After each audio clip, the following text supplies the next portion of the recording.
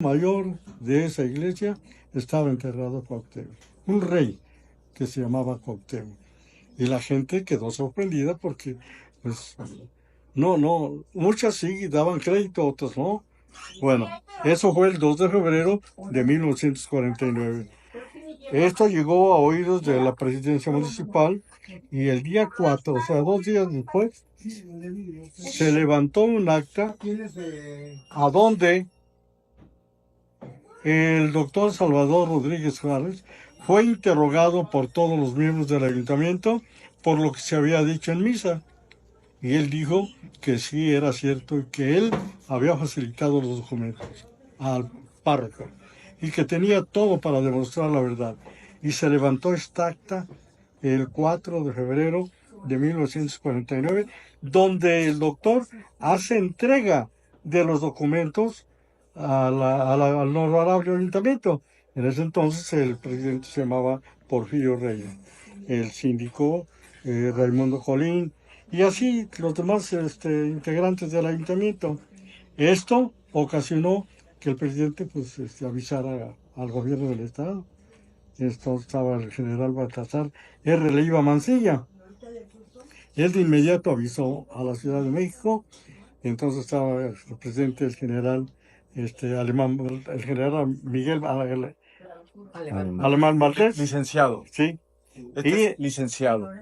Es el primer presidente de México que no era, después de la revolución, que no bien. era militar. Sí. Entonces, definitivamente, allá tomaron cartas en el asunto, mandaron la orden a la Secretaría de Educación y de ahí al INA. Y ya los miembros del INA, ¿verdad? Entre Alfonso Caso, Ignacio Marquina, Silvio Zavala, hicieron la elección de quién iba a venir aquí a Iztacalco a ver la veracidad de los documentos de lo que se decía aquí. Bueno, entonces ya fue seleccionada la maestra Eulalia Guzmán. Y el 17 de febrero, 14 días después de que se levante esta acta, ¿verdad? Llega la maestra Eulalia Guzmán, se pidió que la llevaran con el doctor Salvador, la llevaron, el doctor Salvador, ¿verdad? Fueron a ver al ayuntamiento y, de acuerdo a la comisión que traía de Lina, le hicieron la entrega de todos los documentos que tenían aquí. Bien, ella comenzó a realizar su investigación hasta septiembre. Para entonces ya ella conocía la verdad de que hablaban los documentos. Ella era paleógrafa, perito en documentos antiguos y también tenía el conocimiento de la arqueología y antropología. Bueno, y precisamente el 26 de septiembre llegaron exactamente a donde estaba la tumba, porque encontraron una placa redonda, ¿verdad? Y después de unos minutos que estuvieron esperando que salieran gases, levantaron la piedra y lo primero que apareció fue la placa que está ahí en el sarcófago, está su esqueleto de Cuauhtémoc, y que tenía la inscripción de 1525, 1529 y abajo un letrero que decía Rey E.S. Cuauhtémoc. Rey, la E, excelentísimo, la S, señor Cuauhtémoc. Y de esa manera, bueno, pues aquí en México las tumbas no eran así, ¿verdad? Sin embargo, todos se preguntan que por qué, ¿verdad? En la iglesia y por qué estaba esa placa ahí.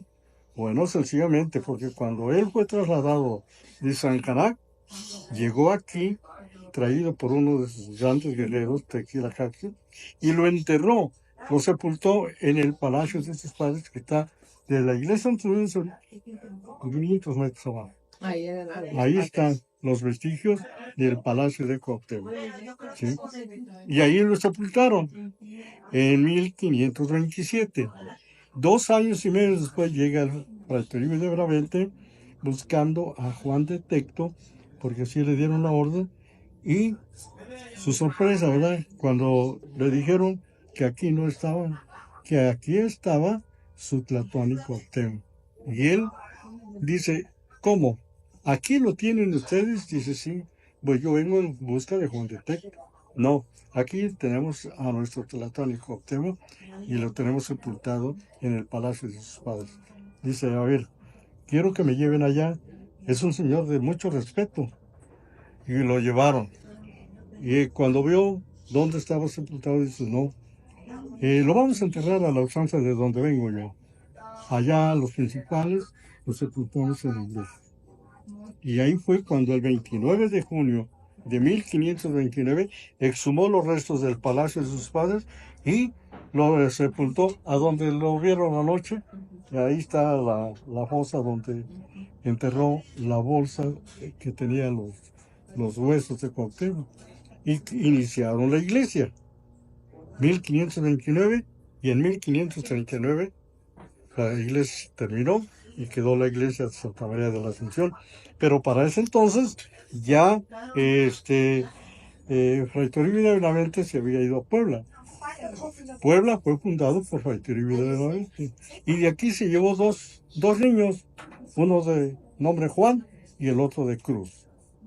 Y allá los enseñó a leer y todo.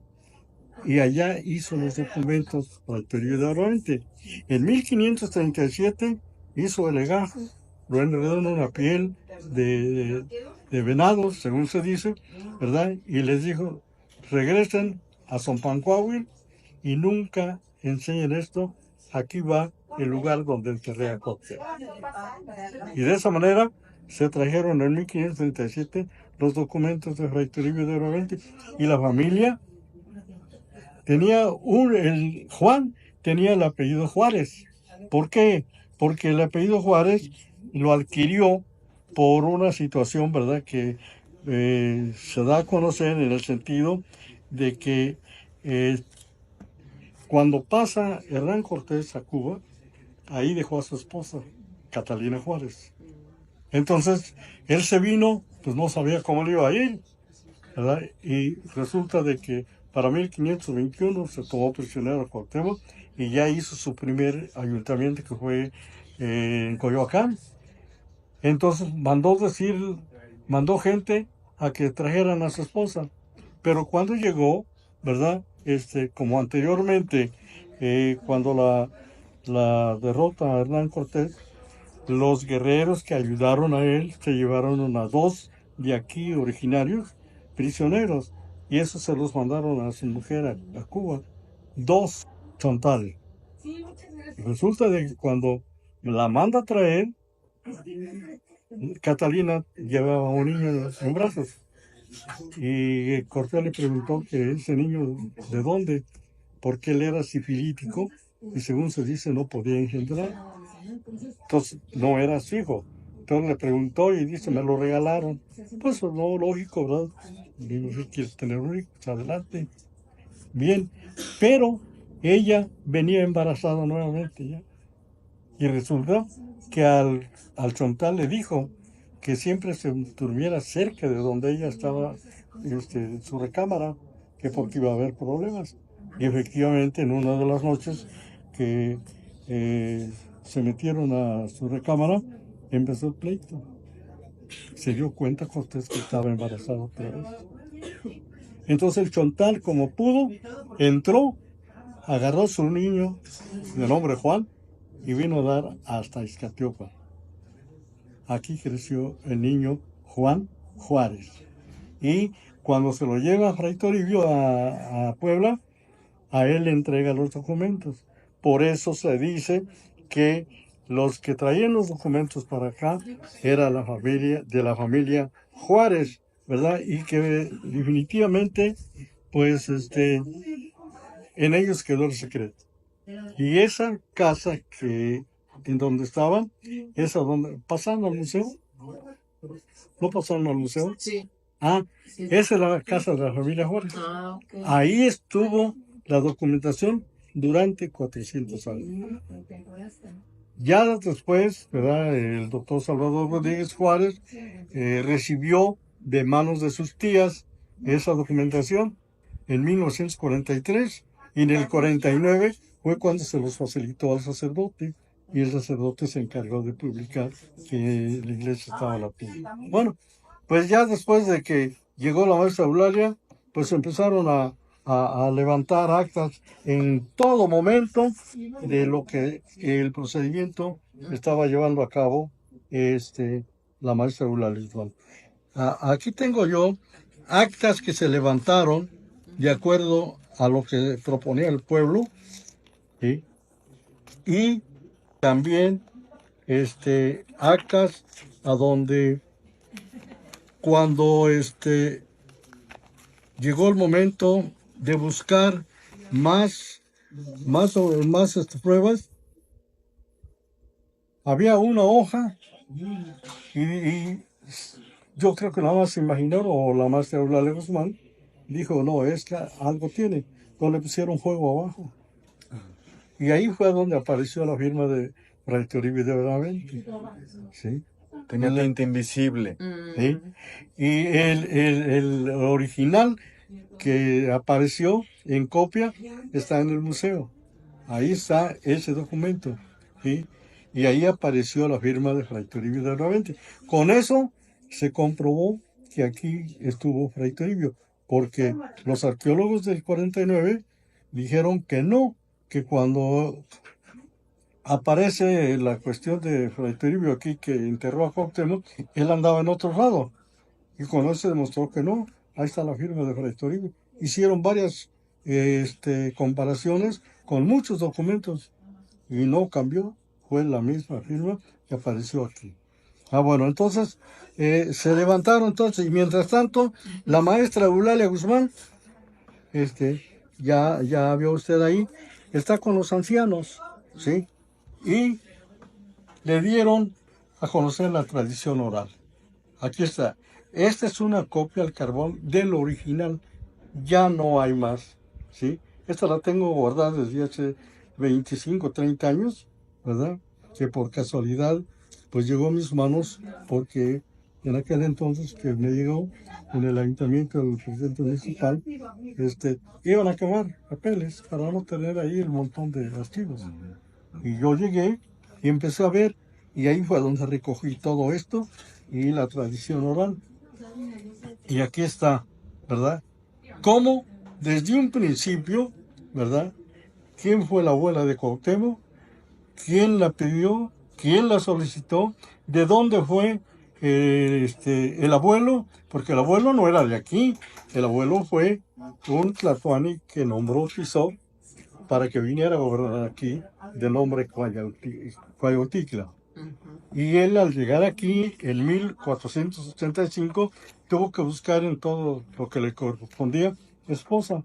Y fue en un lugar que se llama Coateque Postales, que está aquí al sur, a donde encontró a la princesa de ese lugar y la solicitó.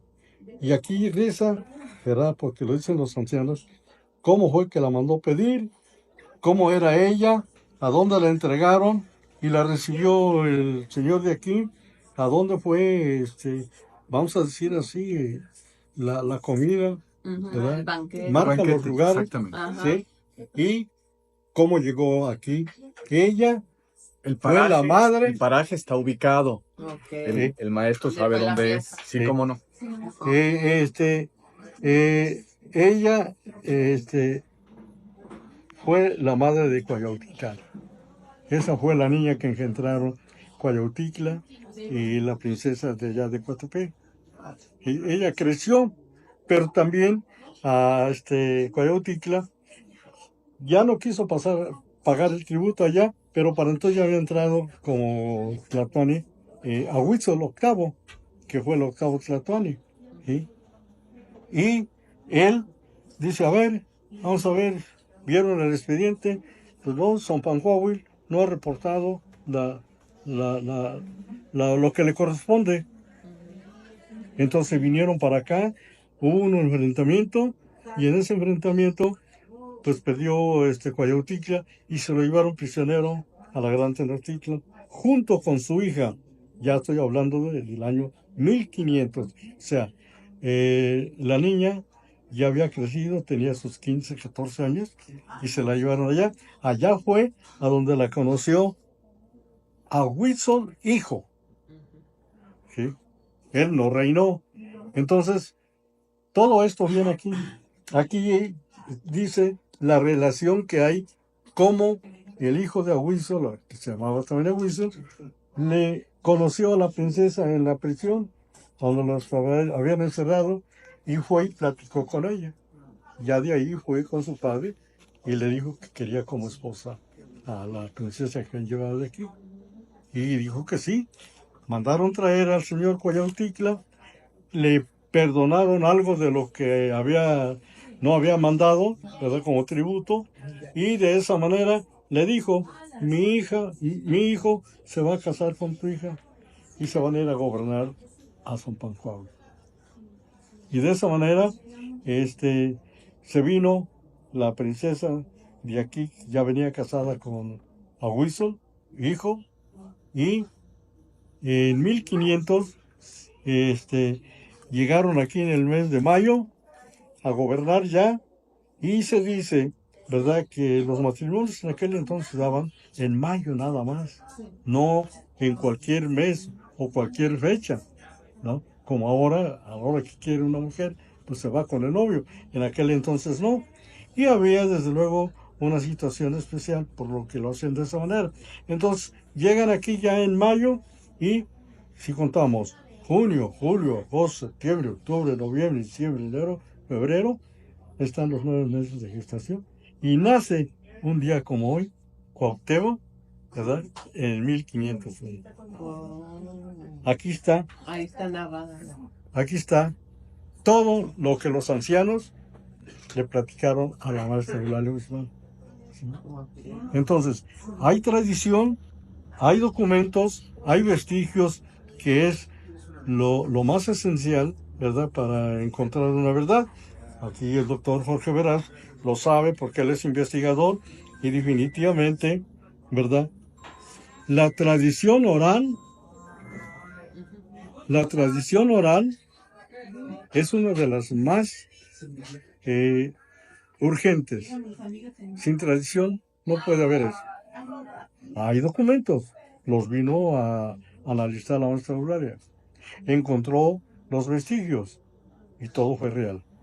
Cuando le plantean a él, ahora, les voy a decir una cosa, cuando ella descubre eso, llega aquí el día 29 de septiembre, 3 días después del descubrimiento, llega aquí Alfonso Caso, Marquina y Silvio Zavala.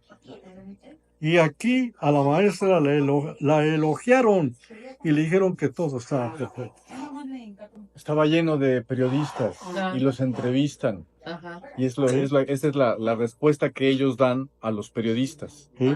Que toda la investigación está muy bien hecha, está en orden, y que eso ya sabíamos porque la maestra Eulalia Guzmán ya sabíamos que era una gran científica, ¿verdad? Así es. Y nada más Así es. vino a demostrar su investigación. Así es.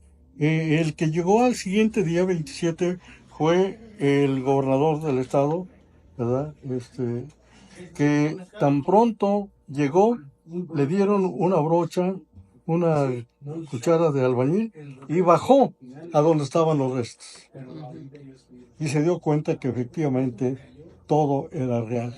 Y inmediatamente después salió, hicieron la primera guardia de honor, y dentro de las personas que ayudaron a la maestra Eulalia Guzmán, pues está el maestro Diego de Rivera también, quien hizo lo suyo, ¿verdad? Y confirmó que eran los restos de Cuauhtémoc.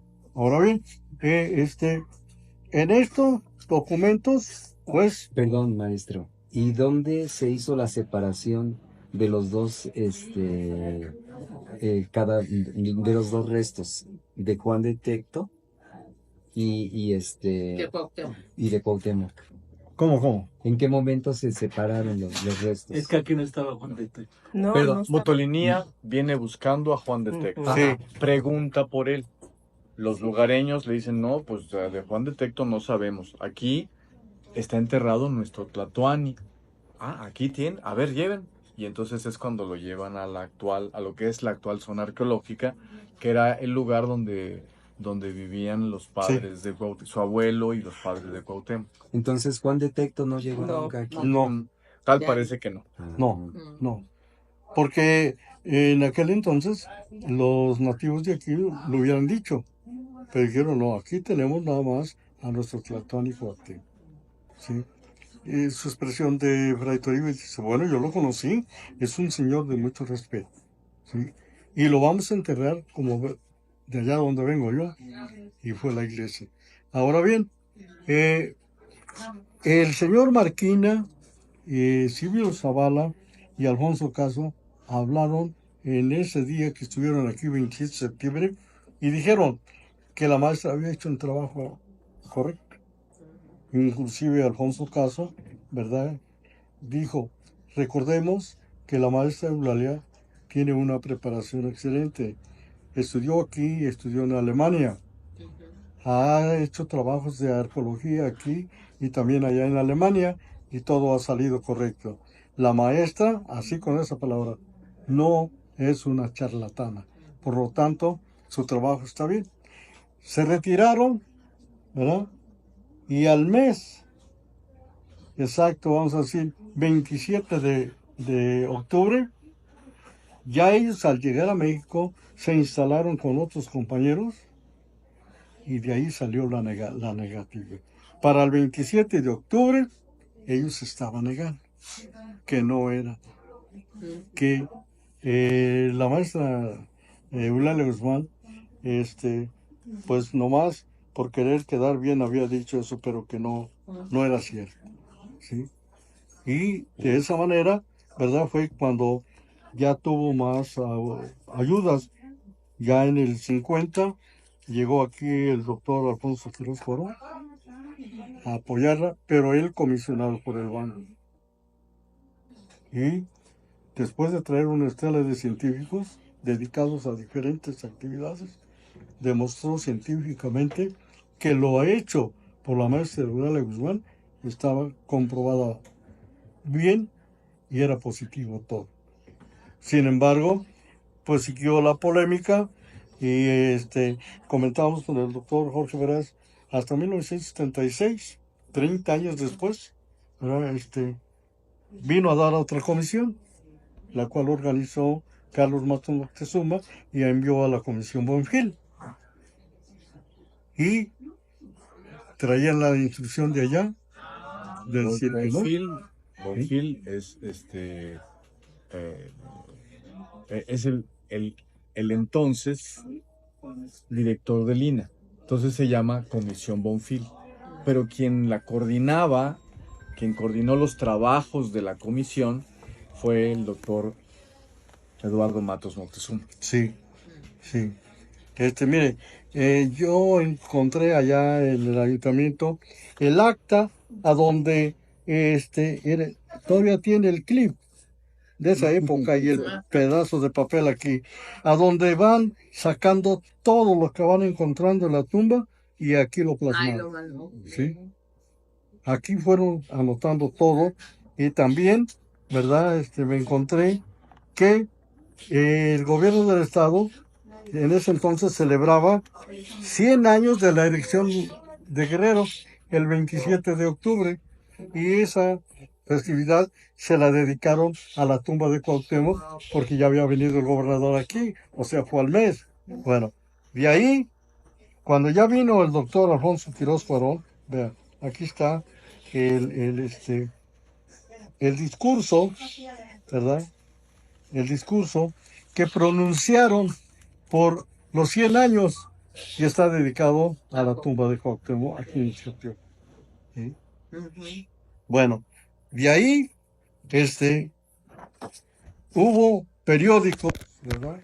De aquel entonces que todo lo que había dicho el doctor Alfonso Quiroz Cuarón lo publicaron y salieron los periódicos. A ver. Quiroz Cuarón era el mejor antropólogo. Los periódicos nacionales como La Prensa, el Excelsior, el Nacional y todos en plano mayor diciendo, son auténticos los restos encontrados en Iztacalpan, son auténticos de Cuauhtémoc. Todos los periódicos. Y ya de ahí se fue el documento a el Banco de México. Ahí está, porque apenas hace 2 años vino a dar aquí un amigo que empezó a recolectar, a recabar información sobre Cuauhtémoc. Hizo un documental. Y ahí él se metió a los archivos del Banco de México. Le dieron permiso. Y ahí encontró que ahí está el documento de Quirós Cuarón, donde habla y dice que científicamente sí está comprobado lo que la maestra Eulalia Guzmán hizo, que no hay mentira, que no hay nada de esas cosas, que todo es verdad. Por eso los periódicos nacionales pues también publicaron de esa manera, ¿verdad? Que era verdad todo eso. Y ya en el 76, cuando vino la comisión de la comisión Buenfil, pues allá han jugado mal. Porque, por un lado, hay hispanos que están en contra de eso. Y los verdaderos mexicanos dicen no. El licenciado Luis Echeverría era el presidente de la República cuando se vino Buenfil a hacer el estudio. Y que llegaron allá y negaron todo. Sin embargo, él, el presidente de la República, vino aquí el 26 de septiembre del 76 y declaró ahí adentro, en donde estuvimos en la iglesia, que él como mexicano reconocía que eran los restos de Cuauhtémoc. Y no nomás eso, dejó un decreto en el que lo firman sus elementos importantes, a donde convierte a Iztacalpan monumento nacional, dice él, por el vínculo que hay de los restos y la iglesia que pertenece a esa época. ¿Sí? Y ese decreto es este. Ok. Es el decreto que fue publicado en el Diario Oficial el 28 de marzo de 1975. Muy bien. Ahí está quien lo firma. Sí, Luis Echeverría, algo. Sí, Ajá. Ok. sí. Y este documento, aquí vino a dar el señor Delgado, vino y yo reuní a todos los presidentes municipales y síndicos que todavía viven y le dimos una bienvenida. Y ahí yo le pedí a los presidentes pues que tomaran también la palabra y les decían, bueno, a mí me tocó recibir candidatos a diputados, a senadores, a gobernadores, y siempre hemos pedido que esto ya se haga oficial, sin embargo, pues no se ha podido. Entonces yo le dije al doctor Diego Prieto, yo tengo el decreto a donde sí es diplomáticamente el licenciado Luis Echeverría está declarando que esto es cierto. Y me dice él, ¿usted lo tiene? Le digo, sí, y ahí se lo voy a entregar a usted. Dice, yo sabía de este decreto, pero no sabía dónde estaba porque nosotros allá no lo teníamos. No, claro, allá trataron de ¿Cuándo se lo borrar todo. entregó a Fito usted? Sí. A Prieto, perdón. Casi. ¿Cuándo se lo entregaste al señor A Prieto? Prieto. Tiene 3 años. Ah, Tiene 3 años. ujú. Vino aquí a Iztacalpan y con un arqueólogo que trabaja con él y que es de aquí. Y él nos avisó y fuimos a su casa y ahí lo entrevistamos, ahí le dimos la bienvenida y ahí llevé a todos los expresidentes municipales y exsíndicos para que todos hablaran con él. Y que viera pues que aquí nunca se ha quitado el dedo de renglón para pedir que esto ya sea oficial. ¿Sí? Y se llevó el decreto y pues hasta la fecha, ¿verdad? No nos mandó ninguna contestación, pero él también sabe eso. Ahora, el presidente López Obrador vino aquí el 6 de septiembre de 1996, entonces era líder del PRD, Ok. y yo lo recibí ahí, donde está el monumento en la entrada, Ujú. con otro amigo, en una camionetita viejecita que teníamos. ya se bajó él, lo subimos a la camioneta y lo llevamos allá al CEM. Y yo le platiqué la información que le estoy dando a usted. ¿Cómo había iniciado todo? Él la sabe. O sea, lo mismo que está usted compartiendo aquí, ya se lo había compartido a López Obrador. Eh, ¿Y qué le dijo? no, él según se fue convencido de que todo era verdad. ¿Sí? Inclusive, cuando candidato, yo pensé que iba a venir. ¿Por qué? Porque después de que se descubrieron los restos y que ya estaba la negativa, el primer candidato que vino aquí fue Adolfo Ruiz Castillas. De ahí vino Adolfo Ruiz Mateos. Luego Díaz Ordaz. Luego Luis Echeverría. Sí, que a él le tocó declarar que sí eran los restos. ¿Sí? Luego vino el último fue Miguel de la Madrid. Ya de Salinas de Gortari para acá. No, ningún ya no presidente ha visitado Iztacalco. Y López Obrador tampoco ha visitado. Entonces se le olvidó. Ya ve que decía que no, que desconocía esto. No, pues no dijo que lo Que desconocía. desconocía las nuevas investigaciones. Sí, dijo que se lo iba a encargar a Prieto, para que sí, y no negó la posibilidad de declarar esto oficialmente, ¿no? Que aquí Sí. están los.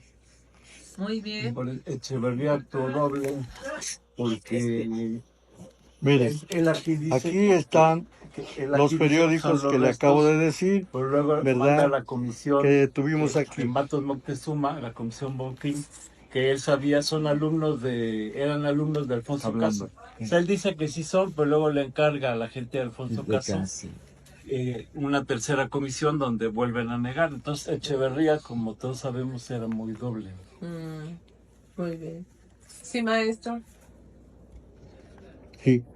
Los periódicos de aquel entonces, ¿verdad?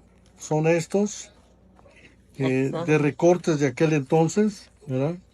Y la mera verdad, pues todo a favor de lo que había analizado Alfonso Quirós Juarón y que quedó en el Banco de México. A ver, aquí voy a ver si encuentro unos títulos para que se dé cuenta usted, ¿verdad?, de qué manera se expresaban en aquel entonces los periódicos nacionales, ¿sí? Como este, a ver. El Excelsior. Sí, son del rey Cuauhtémoc los restos hallados en Ixcateopan. Ixcateopan. Ahí está con Conche. Che. Ixcateopan. Sí, muy bien. Sí, son del rey. Y dice rotunda afirmación Y de esa manera, absoluta. tengo otros por acá, ¿verdad?, que hablaron de eso. Aquí está el doctor Alfonso Quirós Juarón explicándole al secretario de Educación, que es Juan Vidal, y le está explicando de qué manera analizó todos los huesos de Cuauhtémoc. ¿Sí? Y en ese momento le hace la entrega de que su estudio era positivo. ¿Sí? Aquí está. Okay. Lo firma Alfonso Quirós, ¿Cuál? José Gómez Robledo, Liborio Robleda y Liborio Martínez. Gómez Robledo fue el primero que inició los estudios periciales en México.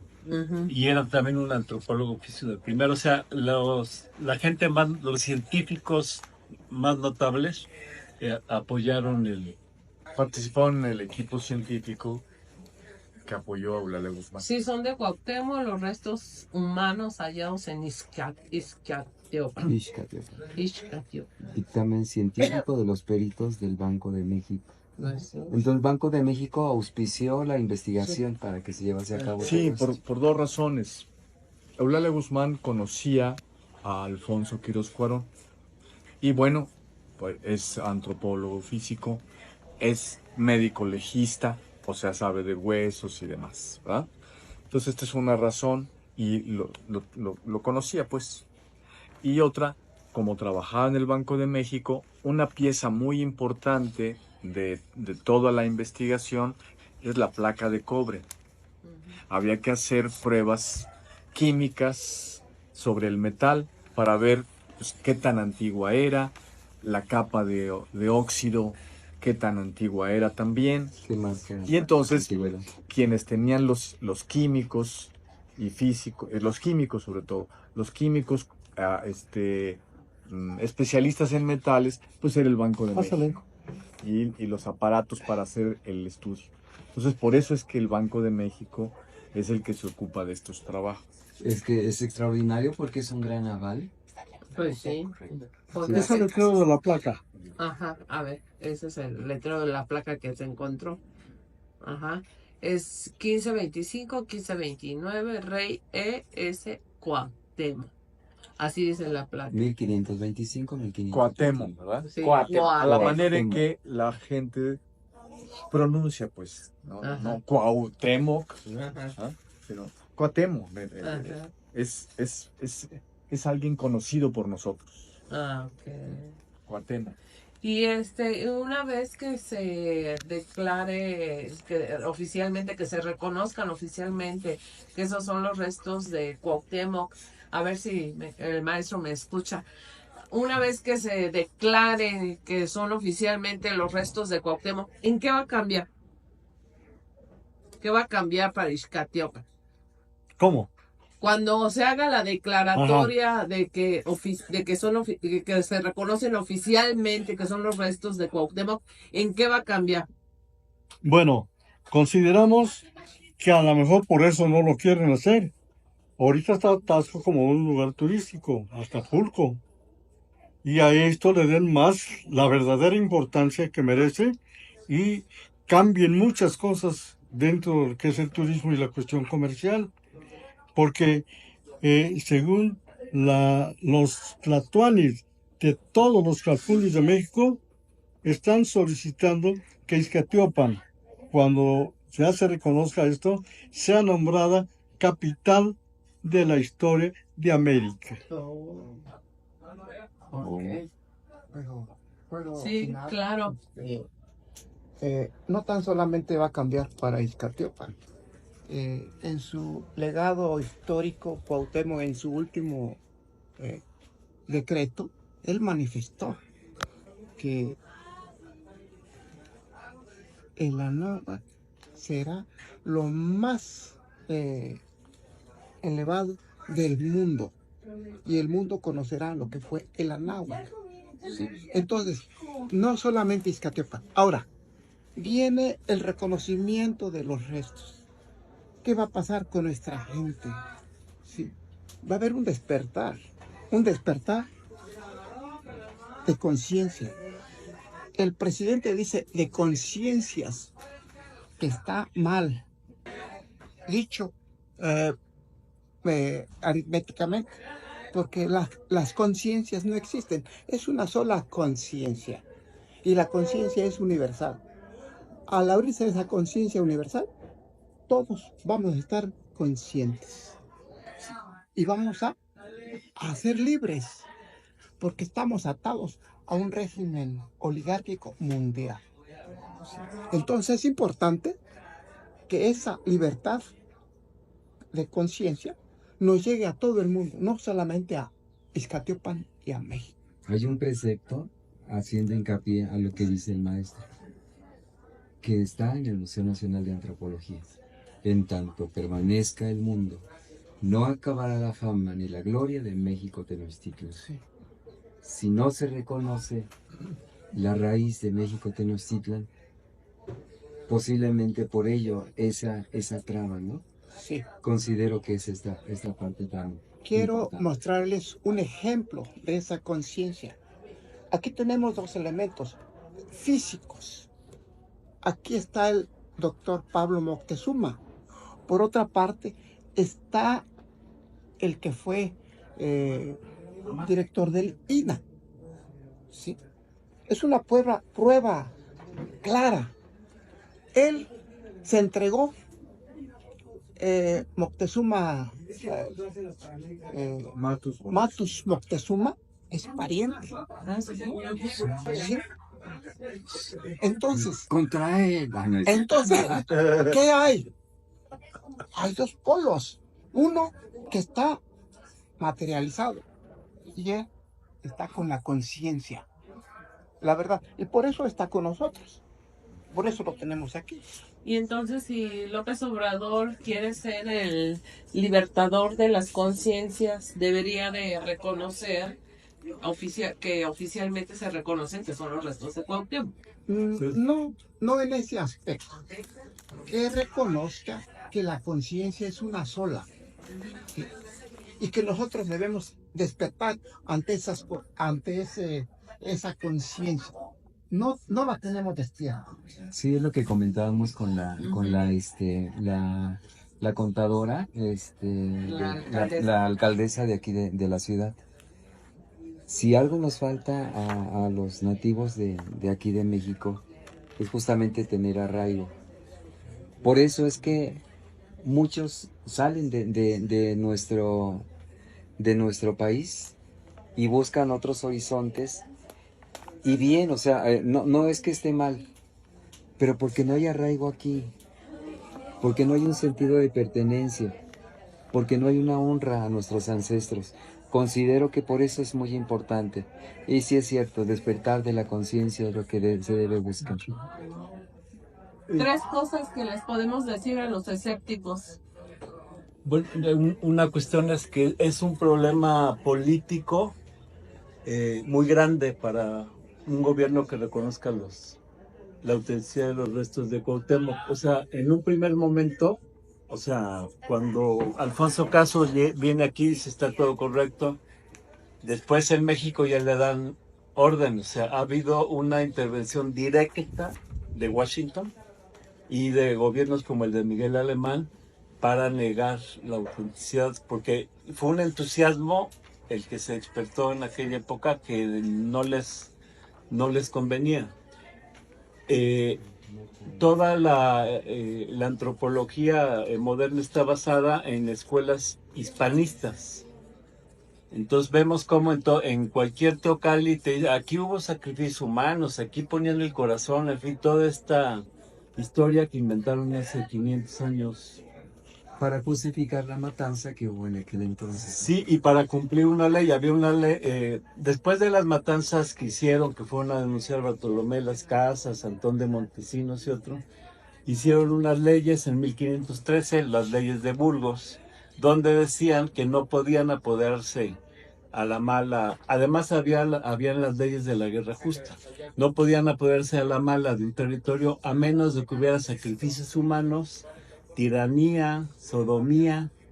Entonces, desde ese momento cualquier español llegaba a cualquier lado y a notificar a España que sodomitas. Yo lo vi, entonces estoy justificado. y esa es la escuela que ha predominado en México a instancias de la antropología que viene de Estados Unidos y de España. De Europa, Entonces, sí. el reconocer esto rompe pues con todo ese esquema, y además denota cómo eran realmente las relaciones en el Anáhuac, porque cómo es posible que alguien nacido en Ixcatiopan fue de Tlatoani. O sea, ¿dónde queda el gran imperio y los emperadores? Entonces, ¿Y dónde quedan las relaciones hermanas de las distintas comunidades? entonces aquí nunca hubo un imperio, hubo sistemas de alianzas, Sí. de 3, Comunitarias. 4, para defenderse y para evitar la guerra, porque en estas alianzas si había problemas entre dos pueblos, había jueces, había derecho, etcétera. Nunca existió el tal imperio. Cuando alguien entraba a la alianza no le imponían gobernante, no le imponían lengua, no le imponían producción económica, ni cultura, ni religión. Religiosamente todo era un intercambio. Lo único es que tenían que contribuir con un tributo al mantenimiento de esa red, ¿no? Pero que al igual se iba a ese tributo le iba a beneficiar a su comunidad. Ajá. Eso, Entonces lo entendemos nosotros. se rompen muchas cosas, ¿no? Y desde luego sí, sí tienen mucho miedo al despertar del pueblo mexicano. Una base del dominio ha sido, pues, o sea, somos los salvajes, somos los ignorantes. eh, Actualmente se da con el narcotráfico, ¿no? Pues los mexicanos criminales, violentos.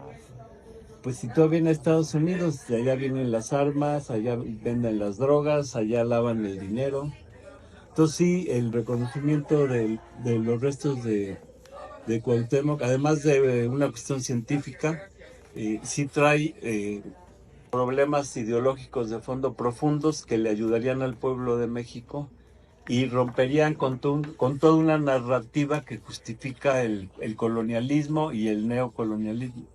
Es que es filosófico, es histórico, es educativo, es científico, es cultural, son muchas cosas. Se tendrían que romper muchas cosas de lo que actualmente está establecido. La historia cambia. La historia cambia. Quiero dar otro ejemplo. Sí.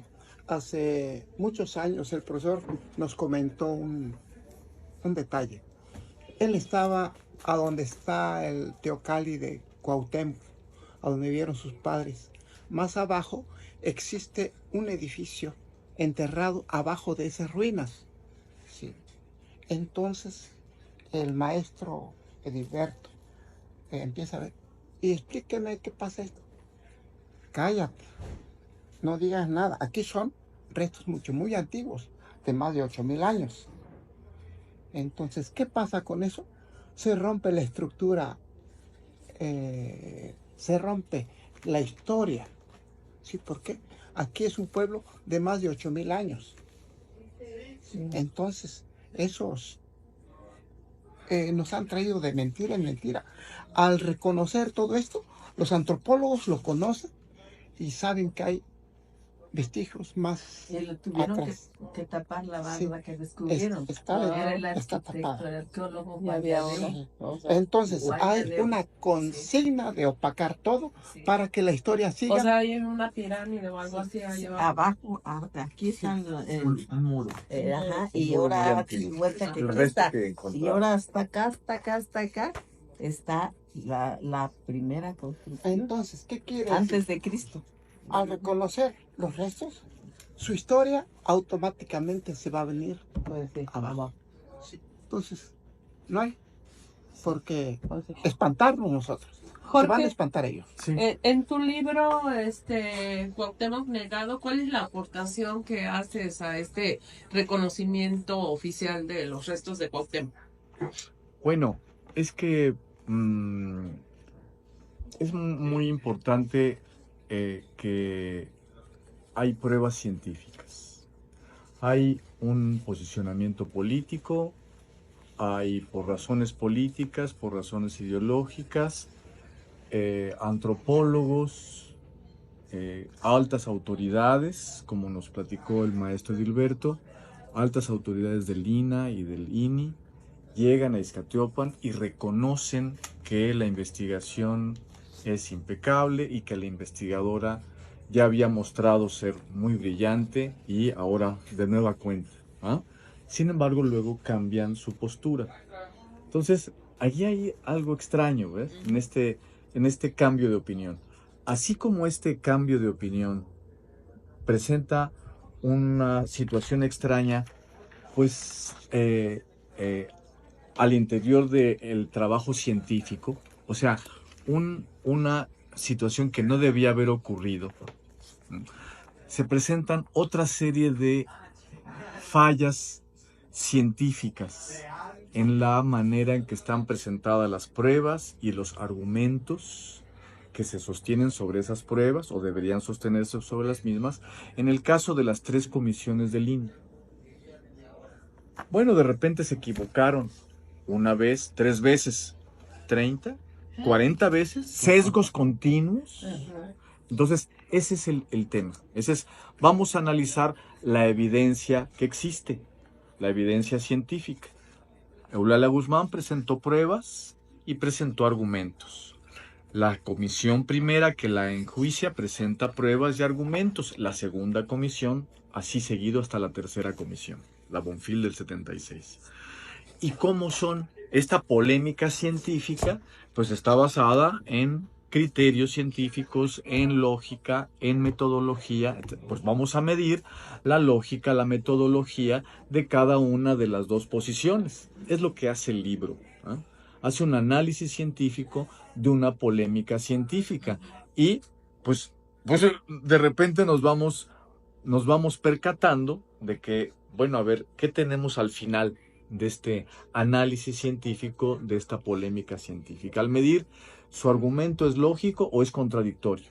No debería ser contradictorio, ¿verdad? Vamos a decir, en un juicio legal, ¿ah?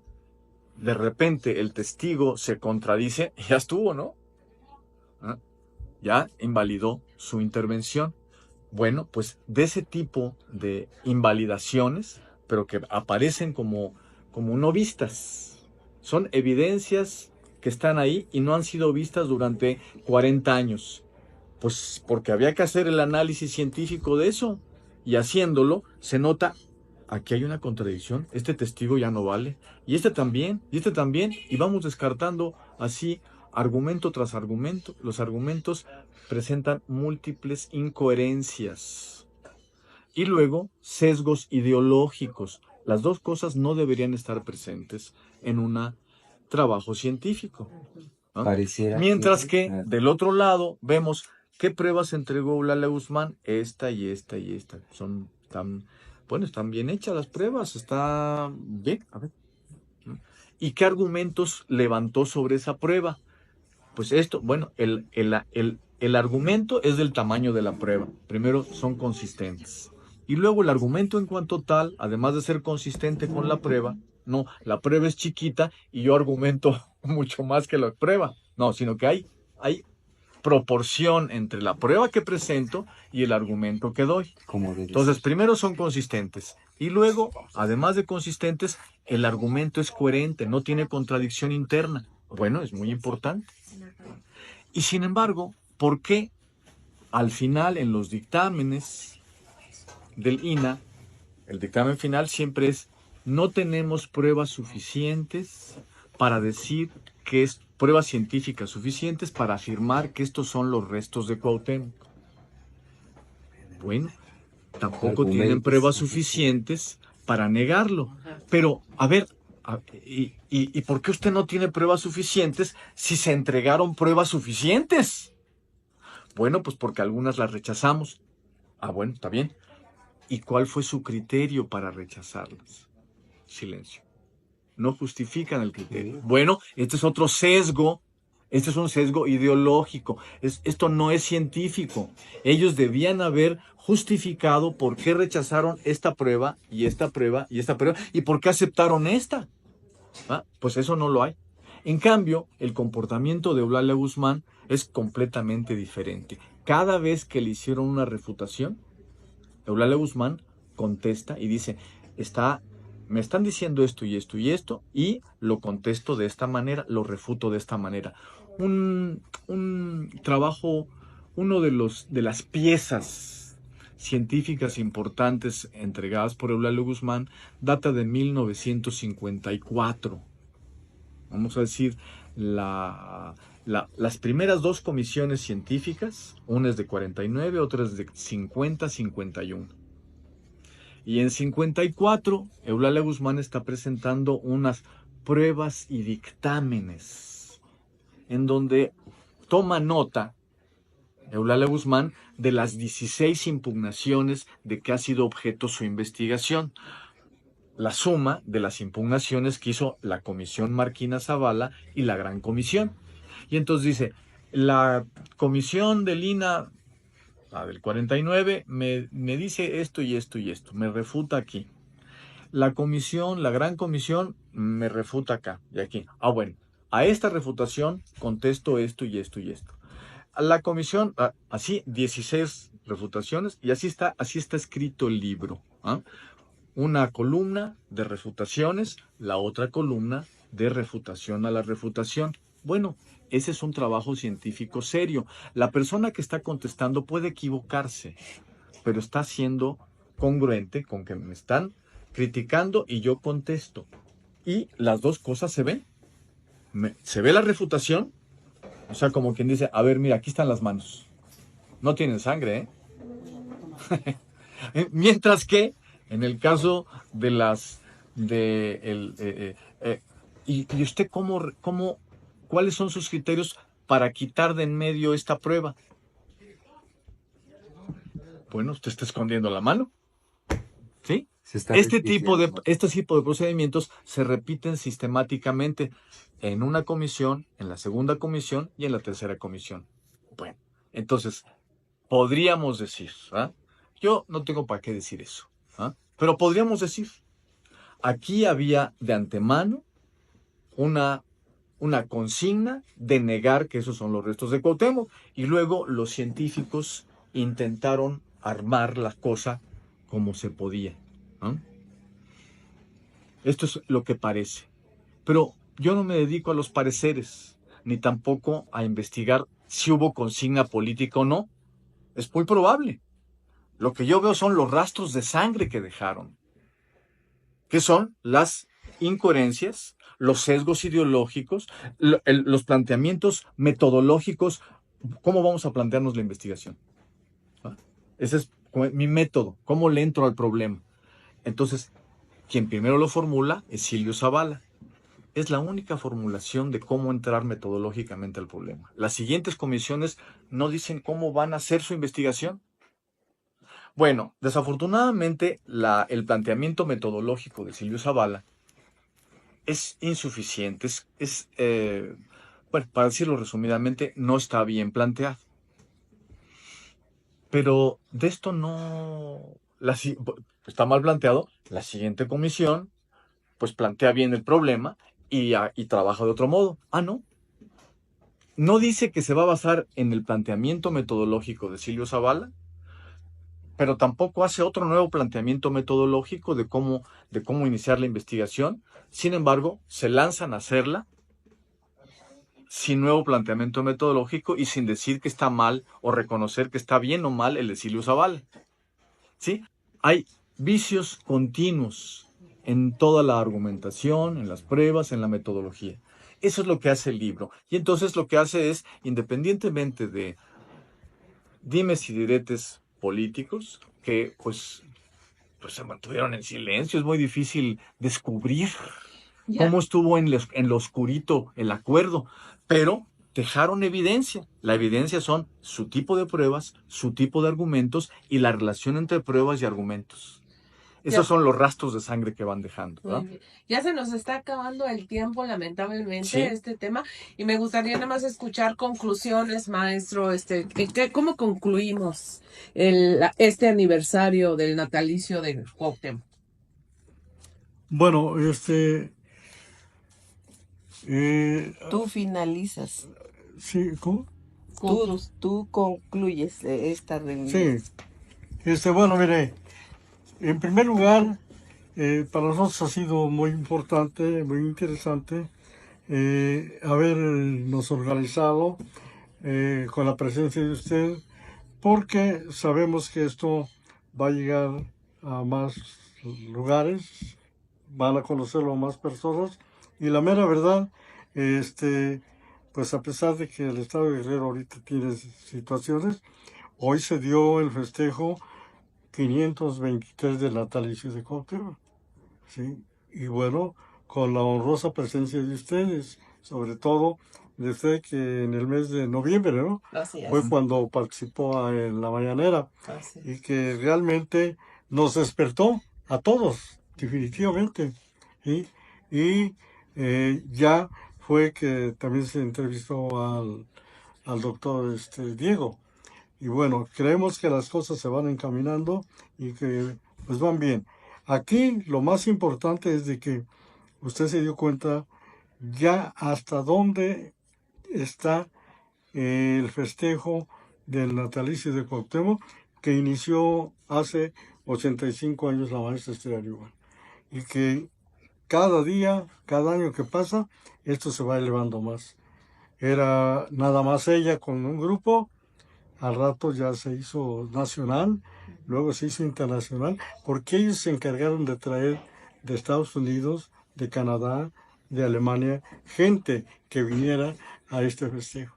Entonces, pues, al menos en lo particular, que ya tengo rato dedicado a esto, y que escapé estos documentos, pues yo me siento muy contento de que haya estado usted aquí y que el festejo, a pesar de las situaciones que vive Guerrero, se llevó a cabo y bien. Claro que sí. Pues muchas